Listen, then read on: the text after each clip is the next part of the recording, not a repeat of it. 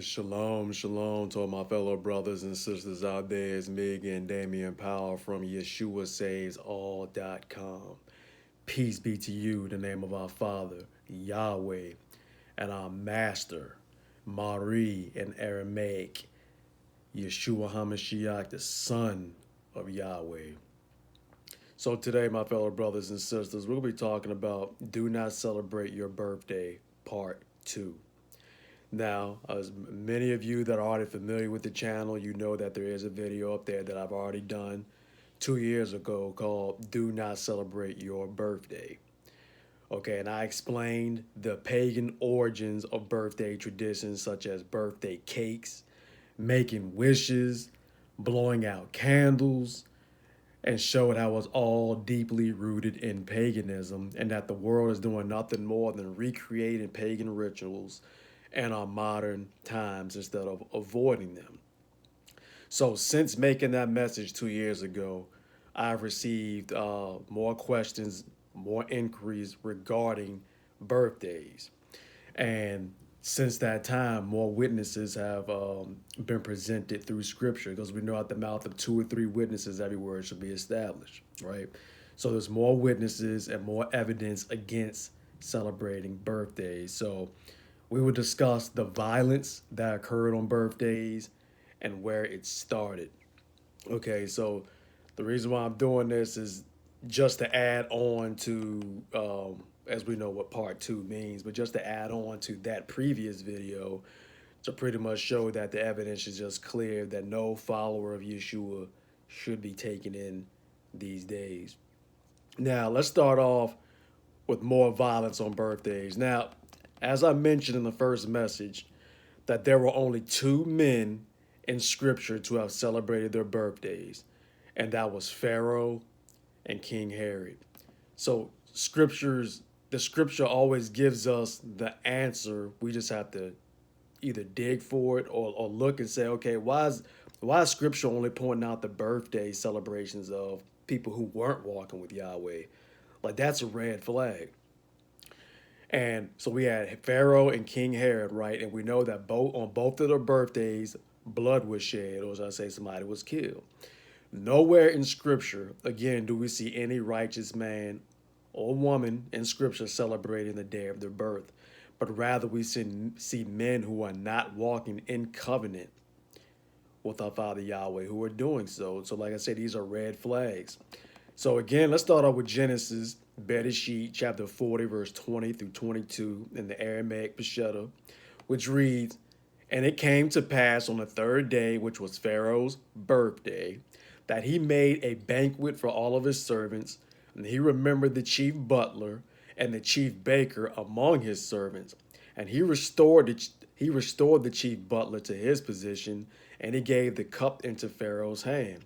But he crucified the chief baker, as Joseph had interpreted to them."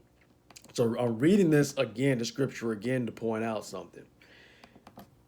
And I'm going to read, this is from McClintock and Strong's Cyclopedia, Volume 1, page 817, which reads, "Every Egyptian attached more importance to the day, and even to the hour of his birth.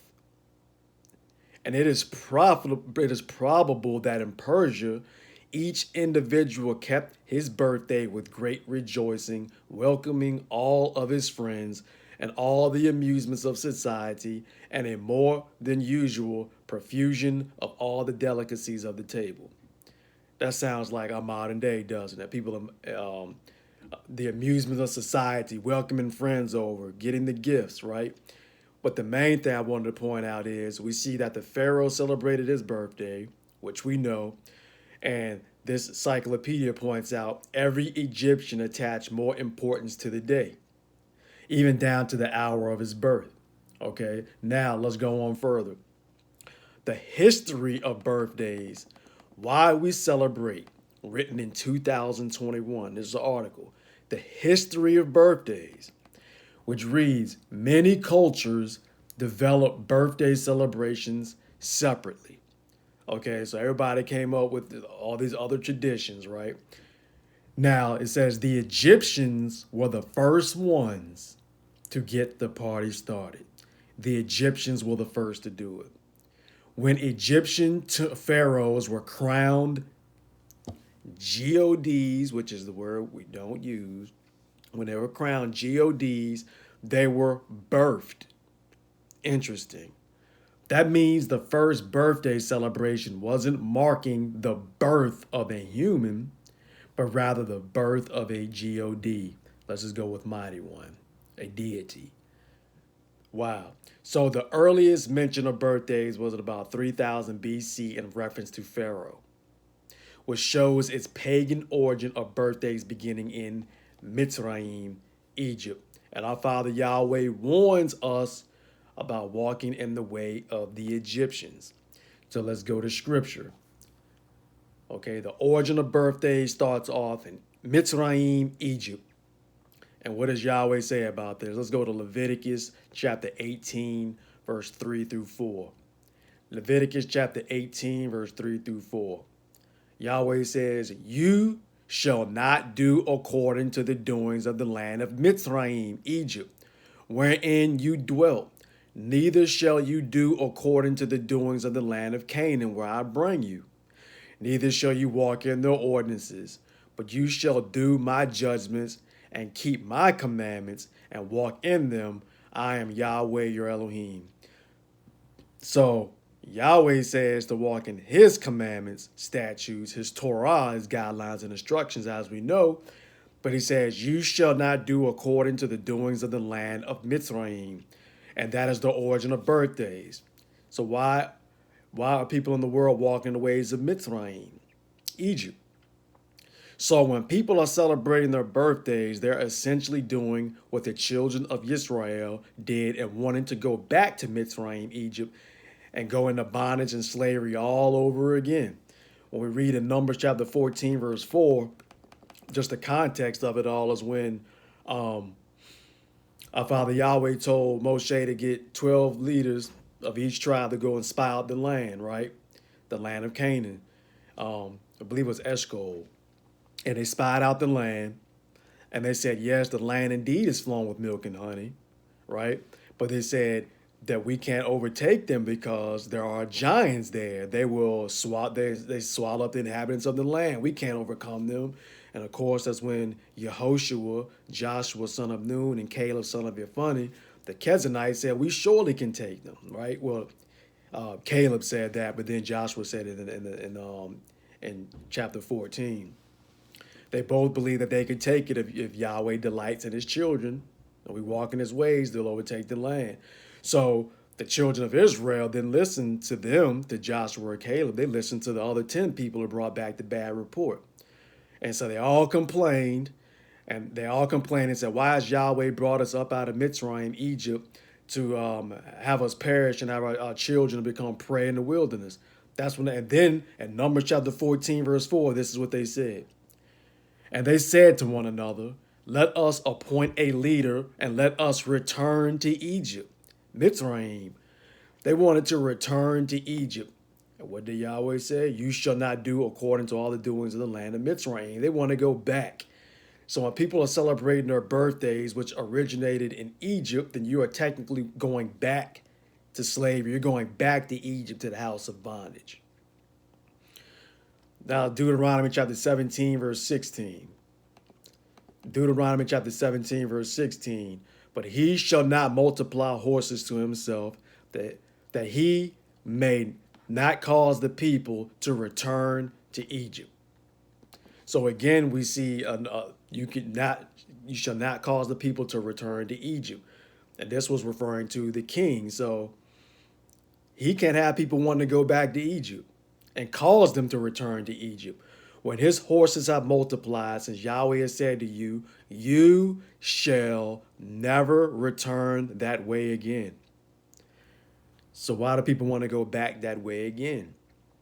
We cannot go back to Egypt, the house of bondage, and do according to their practices and their customs. And Yahweh makes that clear in Leviticus chapter 18, verse 3 through 4, Deuteronomy 17, 16.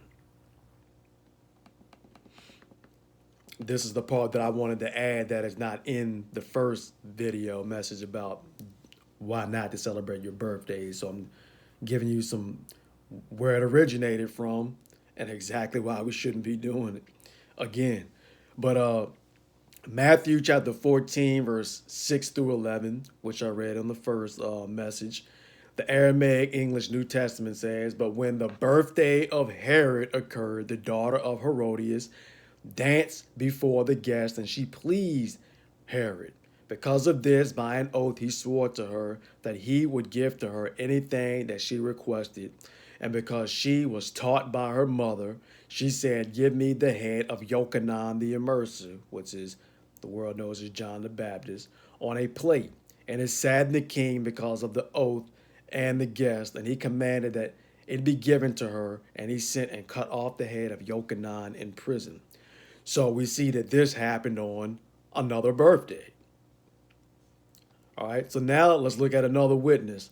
Let's go to 2 Maccabees chapter 6, verse 7. So 2 Maccabees chapter 6, verse 7 gives us a third witness. "And in the day of the kings, which is Antiochus Epiphanes, birth every month, they were brought by bitter constraint to eat the sacrifices. And when the fast of Bacchus was kept, a pagan deity, the Yehudim, the Jews, were compelled to go in procession to Bacchus.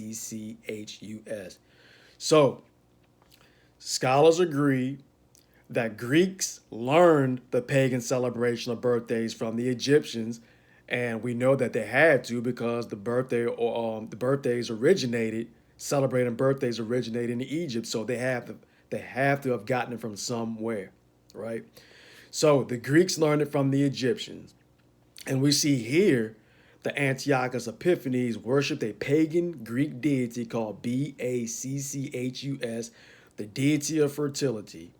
But also notice that he forced the Jews to eat meat sacrificed to idols on his birthday every month.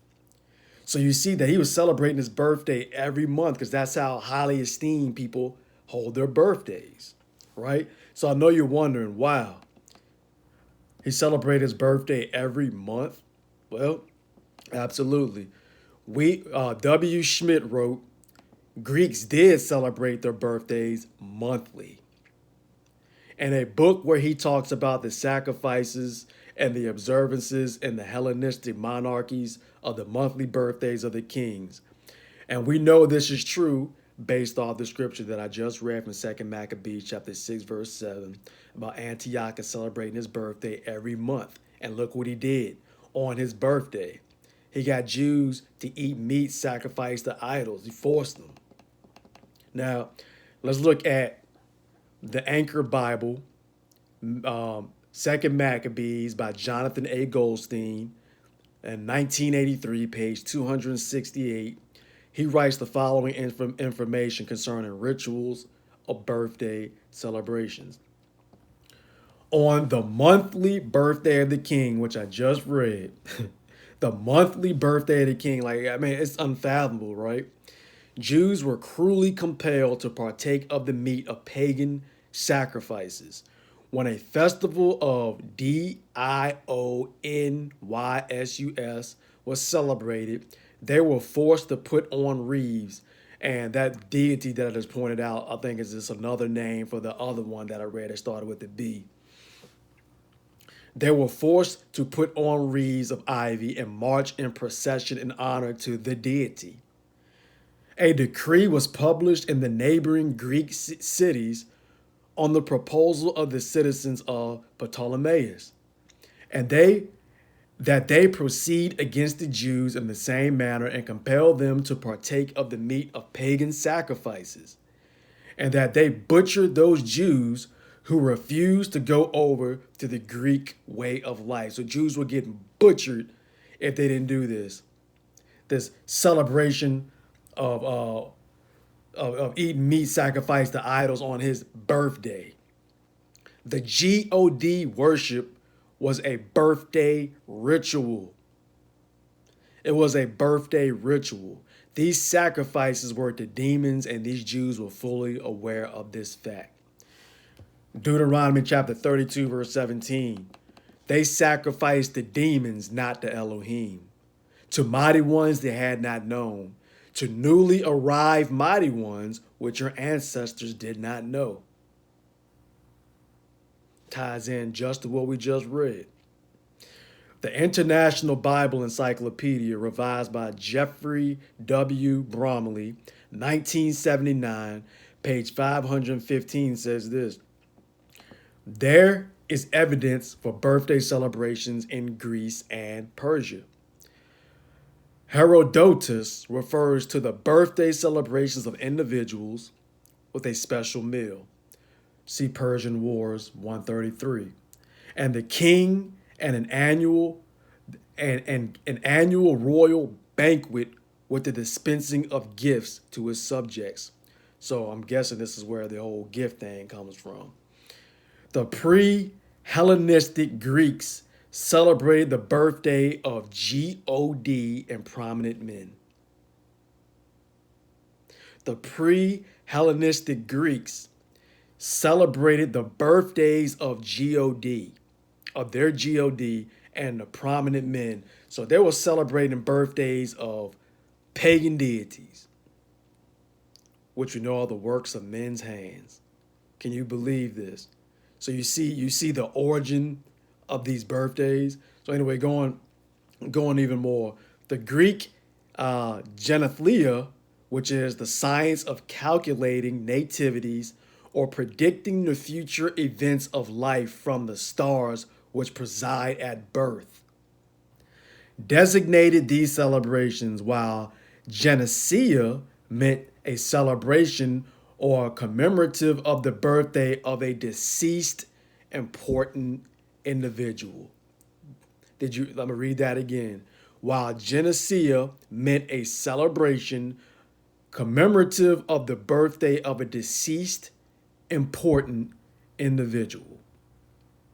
So we see that birthdays are attached to worship of pagan deities, a celebration of the dead, which shows that birthdays are on par with Halloween's celebrations of the dead. So if you are speaking out against Halloween, which we absolutely should, because it's the celebration of the Day of the Dead, or the veil is at its thinnest between the living and the dead, as they say, right? If you are against Halloween, as we all should be, then you definitely should be against birthdays, because they celebrated birthdays of deceased important individuals.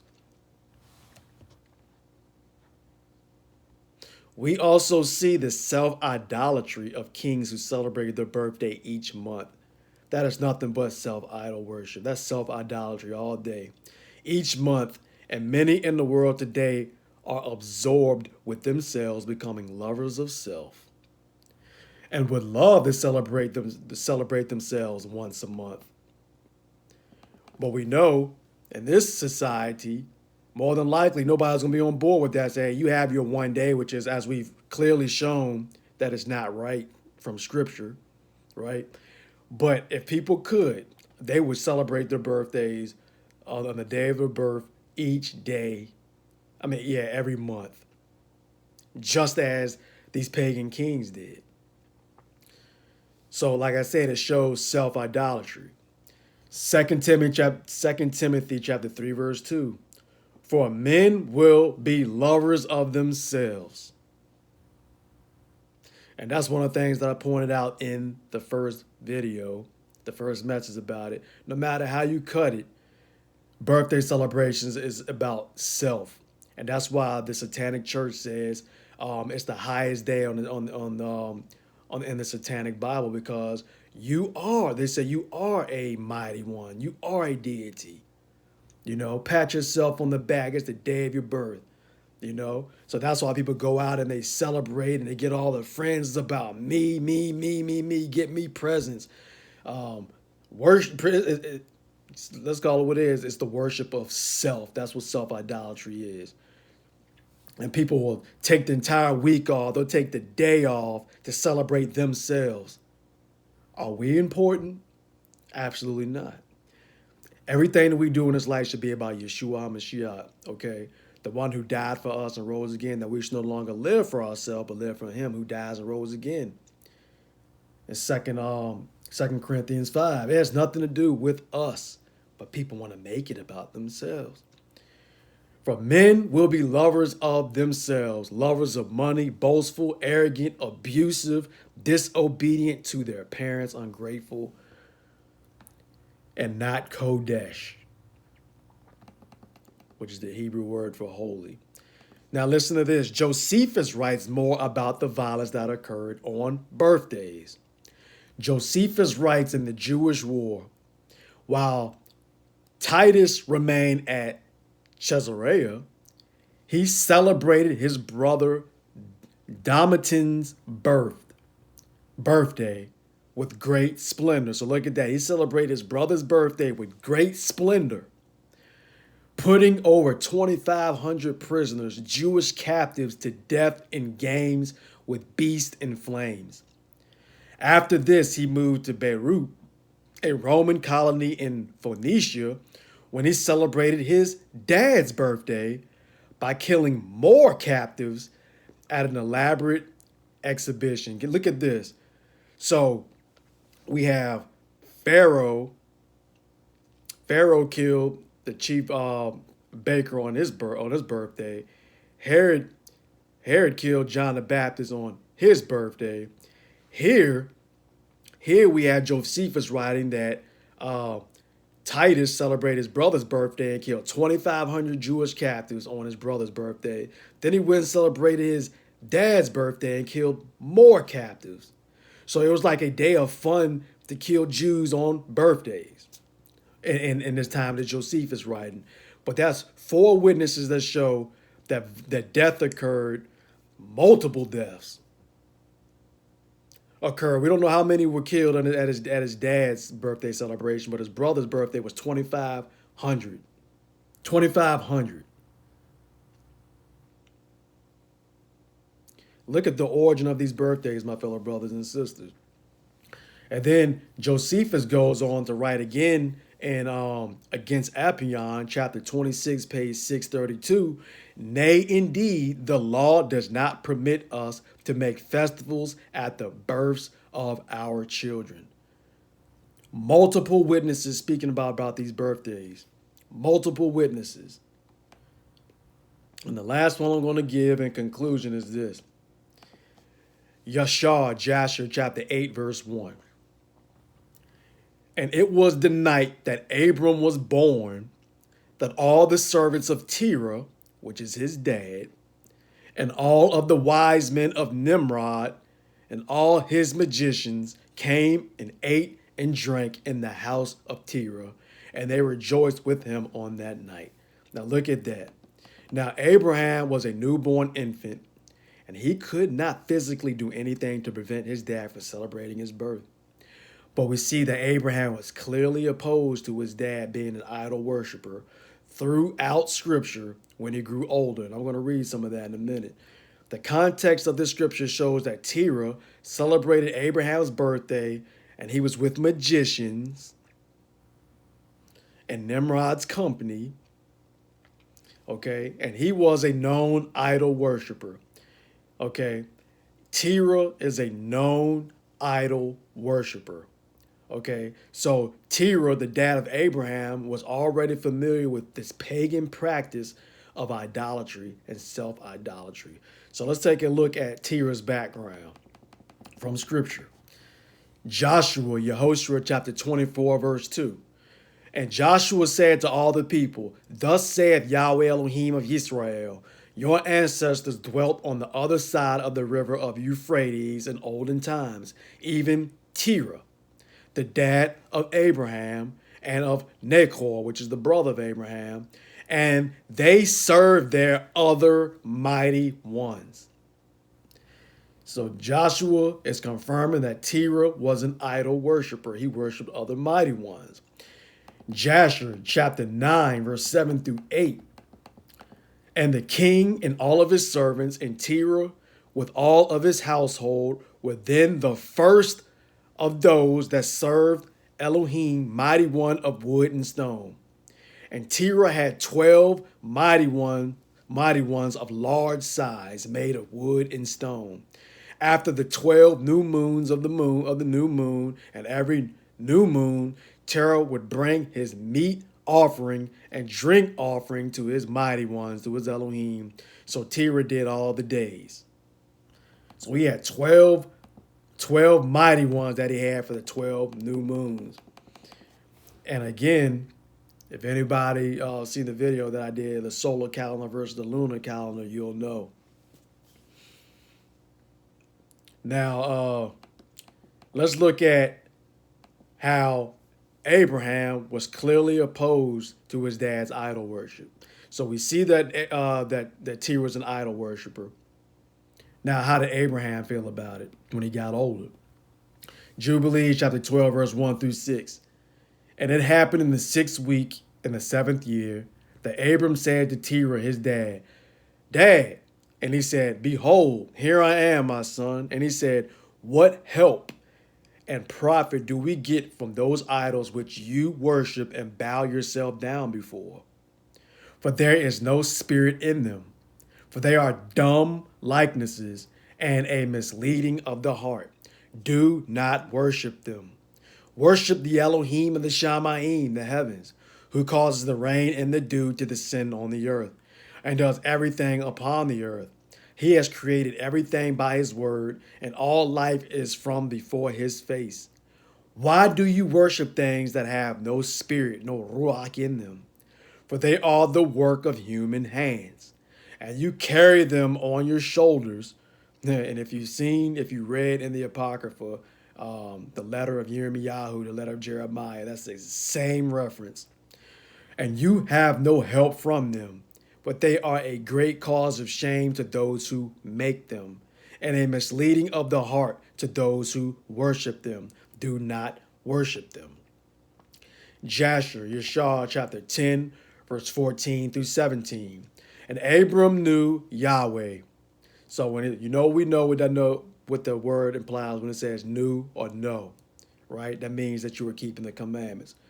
1 John chapter 2, verse 3 through 4. By this we know that we know him if we keep his commandments. The one who says, I know him and does not keep his commandments is a liar, and the truth is not in him. So that's the key word. And Abraham knew Yahweh. So he's walking in the commandments. He's walking in the Torah. And he went his ways and corrections. And Yahweh, his Elohim, was with him. And Terah, his dad, was still captain of the hosts of the king of Nimrod in those days. And he still followed other mighty ones, Elohim, of wood and stone. And Abram came to his dad's house and saw 12 Elohim, the mighty ones, which we talked about for the new moons, standing there in their temples. And the anger of Abram was kindled when he saw these images of his dad in his dad's house. And Abram said, As Yahweh lives, these images shall not remain in my dad's house. So shall Elohim who created me do to me, if in these 3 days' times I do not break them all. So again, although Abraham could not help the fact that his dad celebrated his birthday while he was an infant, we can see Abraham would clearly be against it as an adult. Just as we see he hated his dad's idols and destroyed them, he would have hated self-idolatry of birthdays. If you grew up celebrating birthdays and know the truth, then it's time to stop. It really is. My fellow brothers and sisters, time is getting short. We don't know the day or the hour, but the signs are everywhere. Come out. Come out. Also, it's time to stop making excuses, okay? I have to harp on this point. It's time to stop making excuses to let your child, so-called, have fun and be a child. That's got to stop. By allowing them to partake in this evil celebration, okay? It's the job of the parents to teach the children which way that they should go and raise them up in Yahweh's commandments, as he says in Deuteronomy chapter 6, verse 4 through 9, okay? And you shall teach them diligently to your children, okay? Do not let the world or the children dictate to the parent to partake in paganism. You can no longer use the excuse that it's for the child. Okay, it's for them to have fun. That we're not called to have that kind of fun in this world. We're called to serve Yahweh. We can't use that as an excuse, okay? And I know other people use Halloween as an excuse, just for example, for their children. Oh yeah, it's for the children, but the adults are the main ones that are dressing up, going out there celebrating Halloween, going to these so-called harvest festivals and bobbing for apples and all that. So is it for the child, or is it for you? Let's just be honest with this whole thing. Okay? It is a birthdays, as we discovered throughout this entire message, is a celebration of the world that originated in Mitzrayim, Egypt, and it means you have a love for the world and its ways. And let it not be. Just have to be honest. You love the world and you love its ways. James 4:4 says, you adulterers, don't you know that the love of the world is hatred towards Elohim? Therefore, who chooses to be a lover of the world is an enemy to Elohim. Does anybody listening to this message want to be an enemy to Elohim? Then stop loving the world and the things in it. Stop loving the things that they do. Stop practicing the things that they do. Stop celebrating all these pagan holidays and come out and serve Yahweh in truth. Emet. 1 John chapter 2, verse 15. Love not the world nor anything in it. For whoever loves the world has not the love of the Father in him. This is the word speaking. For all that is in the world, the lust of the body and the lust of the eyes and the pride of life, which are not from the Father, but from the world itself. So we can call it the lust of the eyes and the pride of life. People want their birthday gifts. Lust of the eyes. And it constitutes so much more. And the pride of this world. So it goes back to everything that I said from the very beginning. There is no mention in Scripture of Yeshua, his Talmudim, his disciples, or any righteous man in Scripture ever celebrating their birthdays. Rather, we see violence, we see self-worship, we see worship of pagan deities, and birthday celebrations of the dead. Does this sound like something that a follower of Yeshua should be partaking in? The answer again here in part 2 about celebrating birthdays is no. As always, may our Father Yahweh bless you in Yeshua HaMashiach's name, and shalom, shalom.